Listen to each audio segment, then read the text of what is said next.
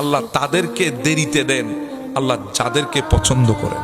কারণ যখন আল্লাহর বান্দা আল্লাহকে ডাক দিচ্ছে অন্তর ভরে, আল্লাহকে মায়ার শব্দ দিয়ে, মমতার শব্দ দিয়ে, আবেগ ঘন শব্দ বের করে যখন ডাক দিচ্ছে ইয়া রহমান ইয়া রহিম, ওই শব্দগুলো আমার আল্লাহর কাছে পছন্দ হচ্ছে। এজন্য আল্লাহ দেরিতে দিচ্ছেন। তার কারণ হচ্ছে আপনার কথা, আপনার ডাকা, আপনার আবেগ ঘন মুনাজাত আল্লাহ শুনতে ভালো লাগছে। আল্লাহ বলে তোকে যদি দিয়ে দিই, তুই আর এত মায়া করে মোহাব্বত করে সুন্দর করে আমাকে ডাকবি না, এজন্য দেব পরে, আগে ডেকে নে আমাকে, আমিও দিলকে খুশি করি। তোর ডাকগুলো তো আমার কুদরতের দিলে লাগছে, তুই আমাকে ডাকছিস, আমি আল্লাহকে ডাকছিস, আমি বান্দাকে স্মরণ করছি, তুই আমাকে স্মরণ করছিস।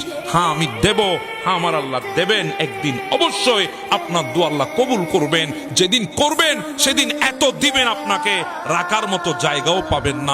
শুধু ধৈর্য ধারণ করে চাইতে হবে আমাদেরকে। সুবহানাল্লাহ।